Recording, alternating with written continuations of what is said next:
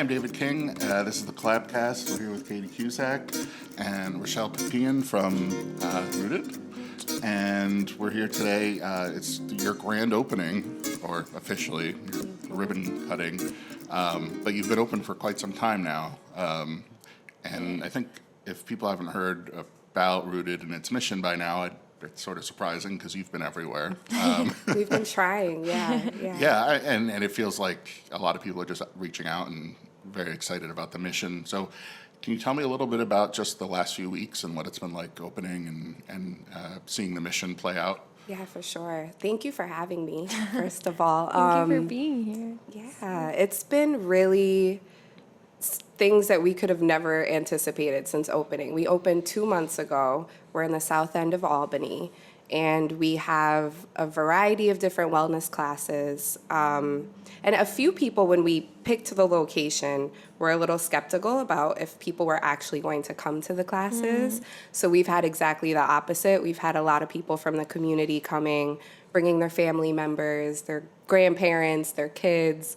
So it's been really powerful to see people that maybe haven't been in a wellness space before, but I've gotten to see how natural it is for all of us to just be with ourselves if we have the space, right? Because people keep coming back and they look really comfortable. And the teachers have been incredible and like really stepping into their power and gaining their confidence, and that's been really cool. So it feels like it's been way longer than 2 months because so much has happened. Yeah. And such a community has been built around it already where people feel so comfortable going to a space that isn't necessarily their own home, because it's important to have that too, where like you can be comfortable outside of yourself a little bit. Yeah. It's great. Somebody called it like a collective living room. I really liked that. Yeah, I mean, it was funny because when this concept was in my head and I sort of just only heard about it, it popped into my head like, oh, this is going to be a boutique fancy pants thing in Troy, because that's where you make money, like hands down. Very no. Well, okay, I'm sorry, Troy resident, but me too, Troy resident. Yeah. But I'm with you. But then hearing about it being in the South End, and I was like, oh wow, this is it's something that's doing really good work, and on top of that, the people you have assembled are folks that everyone knows who do amazing work in the community, and that they wanted to be a part of this.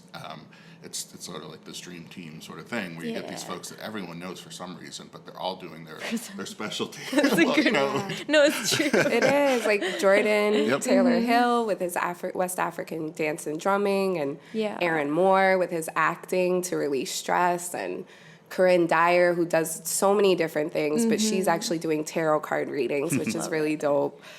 We actually have Sasha Baxter. She has like a holistic crystal body care line, but she's going to start doing a Kemetic yoga and Reiki class. We have so many other teachers too, but it's amazing to have people that are sharing healing practices that they found along their journeys with everyone. Yeah. It's really cool to be bringing together groups of people who you wouldn't necessarily think would be part of like healing arts. And then they are using their talents or like things that they've been working on for a long time to be like, I feel like this could help a lot of people. And like, I don't know, you think of sort of like a yoga studio, like kind of meditative place to go. You don't necessarily think that you're going to take a drum and dance class or that you're going to take an acting course and that you're going to be able to like get out of your comfort zone in that way. And it's really interesting to have like what a one of a kind of place to exist. I mean, there's a sense of peace there, but there's also, it's extremely alive. And I think that, like rather than purpose. And I should, full disclosure, my wife and daughter have taken a class there now and are going back tonight.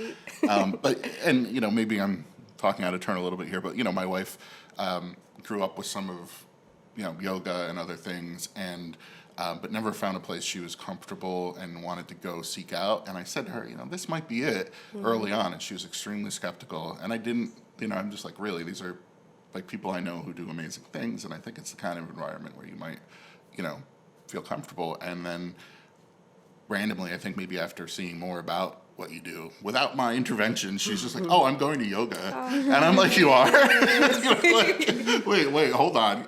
And with our daughter, okay, and she was so happy afterwards. It was like, this big discovery, and she just felt like, she's like, I really felt welcome and safe and like not judged and all that stuff. And, she has a mixed background in terms of race, and so she has never felt exactly, like she has a place. So I think this gave her more of a, a safe feeling than she might get in, other places. So that makes me feel so happy. Yeah. And there's been a lot of people that have been sharing a similar narrative of being a person of color and not feeling like yoga is for them, or even like a space like Rooted would be for them, and coming in and like being like, oh, I can just chill here. Like I can be here and still do these different practices that help me kind of relieve stress and find inner peace without having to pretend to be anybody other than who I am. Right. And I love where we're located too, because it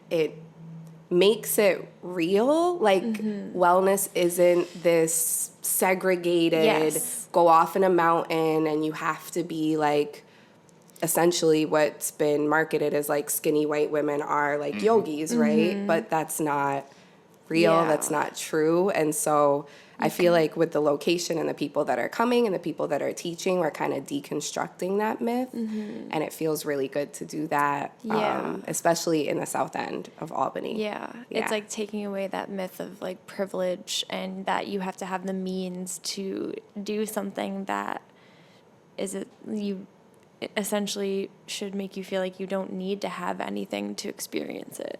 Right. It's like an opposite thing. But it's also, like you said, like kind of desegregating it is like, it doesn't have to be in a place that's like so far away from the communities that actually would really benefit from it.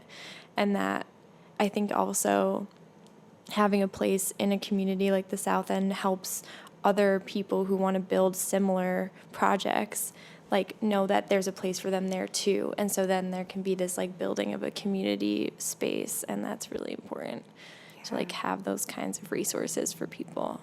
Yeah, for sure. Really accessible. For the teachers too, right? Yeah. Like kind of building up their own presence as teachers, and then hopefully continuing to build more spaces like this. Yeah. That's the goal. That's another goal. Like an incubator. Yeah, exactly. Really cool. That's like the exact word that Mel and I have used when we talked about it. Excellent. and so Jamel Mosley, who lots of people know, is involved in this, and when we spoke, he did talk about the idea of seeding and perhaps, and obviously you're very involved in this.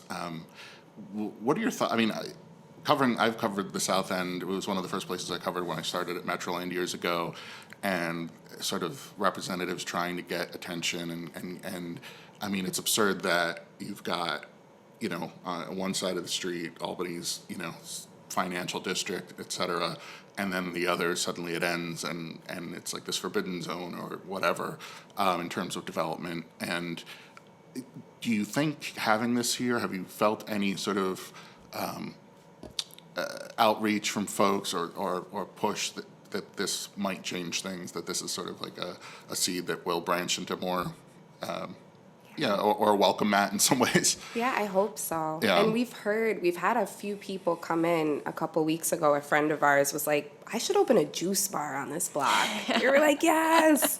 Because then I think once, it's not anything, people from the community are coming into this space and doing things together, and they've been there for a while. Yeah. So it's not like we're bringing something completely new, like the community is bringing a big resource too, but there's something about, I guess, investing. That's what it is. It's like investing in a space and even having the aesthetic of like, this is a space that's been cared for, that is for the community. I think it kind of opens people's minds a little bit to, oh yeah, like we can keep investing in this and building on this, and I mean, in some ways it's a destination, and rather than a place that you'd visit if you're just in the neighborhood, it's a reason for people to travel, because of the instructors, because there are people who have done work elsewhere and have a reputation for doing interesting things. So rather than go to the barn to for Jordan's dance classes, people and So close to them already. yeah. It's great. Yeah. But I also wanted to talk about a little bit about your journey to this place of the power of sort of yoga and in the healing arts. You were born in Schenectady? Born in Schenectady. So we talked about this a little bit, but I mean, you're a published author. You've sort of come to this place through, it sounds like, coming to terms with your own sort of limitations or, just the way you interact with people and what you're looking for from life. So tell us a little bit about how you got there. Yeah. Well, life story. Okay. So I grew up born in Schenectady. Tell us everything that's happened ever since. 1989. Wow. Grew up in Schenectady, wanted to get as far away from Schenectady as possible because it was a small town and because I thought that there was something bigger and better out there. So I lived in the city for about 5 years, and then realized that the small town, the community, the knowing everybody, and if you need something, there's always somebody that you can reach out to for that, and vice versa. That's actually something I was really craving once the city life and like the kind of vibrancy of that was getting a little old.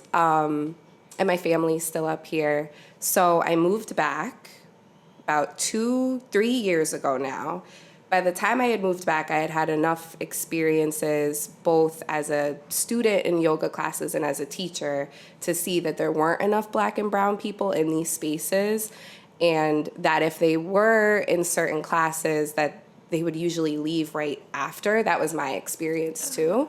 It was a really good teacher, a really good class, but I had my practice and now I'm gonna go home. Yeah. And I'm also a therapist, a clinical social worker, and my experience in that realm of being one of the few Black therapists I was working in a hospital up here. I think I was the only Black therapist out of like 15 therapists. And the clients weren't, there was some diversity, which was great, but I think that there should be a choice in representation, more choice. So just being in the mental health field, being in the wellness field, seeing the lack of diversity and access, it felt like there's a huge need. And I started teaching a donation-based class at the African American Cultural Center. And after 6 months, I was turning people away because the class was so packed. So there's a need, right? Mm-hmm. And I feel like I, through my life experiences, have built up enough tools to serve that need to my best capacity. And then Rooted was there. It was very strange, the synchronicity of the space being open, of Jamel being my co-partner in opening this business, and the teachers that have been available and really heart-centered about the mission. It just kind of all came together at the same time. But a lot was happening behind the scenes for years before that. Mm-hmm. Yeah. So that's my life story. Yeah. No, it's really interesting that you mentioned sort of the importance of being comfortable occupying space outside of a purpose of taking a class. It's you want to have that headspace of, I've had my moment with the instructor and with the class, but I also want to be allowed to have the time afterwards, because there is that last part of a yoga class where you're laying there and you're sitting and just clearing. Mm-hmm. I guess that's the only word I can use to describe it, but at one point do you start to get that feeling of okay, I should go now, and where does that boundary lie, and how can you keep pushing it back a little bit further? Yeah, and that's actually exactly what a lot of the details of Rooted have been kind of designed to create, is to make that space as long as possible where people can feel vulnerable and not they have to zip themselves back up to get ready for the world, which is what you're doing. Yeah. You're okay, now I have to exit this feeling of feeling comfortable and just cleared out, and you have to kind of go back to your routine. Yeah, we need more spaces where we can unzip. Yeah. Just be or even if it's That's such a great way to describe Even if it's a mess underneath when you unzip, like sometimes you just need to be everything just like, which is fine, right? But like if you're not in a safe space, all of that stays. You're still zipped up because you feel like you're there for just this like block of time, and you're like you're telling yourself that you need to relax instead of actually just relaxing. It's like such a difference. Right. It's even more stress. Yeah. Definitely. Wow, it's so true. Yeah.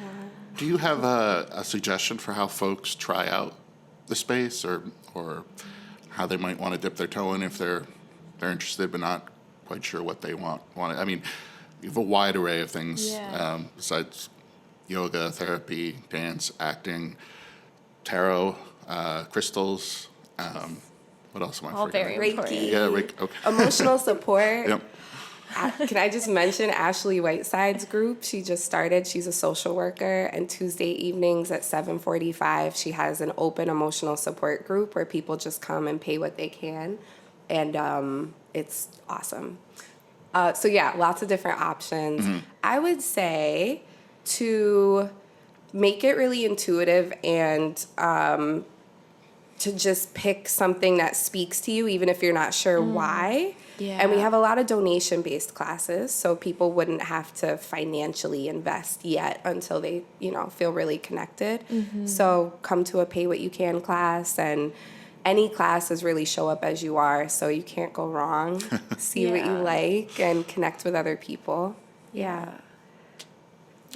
And you have a book, so I'm wondering how can people get it? Is it come to Rooted or Amazon. It's on Amazon. Okay, I it's figured. called Balance Your Shit. Yeah. The chakras. Yeah. It has different journaling Get right to questions. the point. Right to the point. Really? Just like Journaling? That's great. journaling and affirmations and self-care practices that are specific to each chakra, and just kind of like a overview so people can get a little more comfortable with checking in with their energy, like their energetic presence, in a way that doesn't feel separate from real life. Yeah. Because it's here in our real life. I love it. So Balance Your Shit on Amazon. Interactive books. There needs to be more of those. I love them. That's great. Yeah. Love it. Well, thank you so much for coming on. It was a real pleasure, and I'm sure we'll be checking in soon. You've been everywhere. Are there more? Should we expect more articles and TV spots? I mean, have you done anything that's coming up soon you want to plug? Because we have our ribbon cutting today at 2:30, so there will probably be a press release for that. I think that's what happens. the mayor's on. Yeah, yep. We have all of our things that are coming out. We're posting on our social media, which is Root3d Healing on Instagram and on Facebook, and our website is root3dhealing.com. And thank you Perfect. guys so much. Oh, thank you. This was not as scary. The lights made me scared, the microphone, but this was nice. This was really comfortable. The machines might be professional, but the people really aren't. We're more laid back. Do your best. Thank you. Thank you.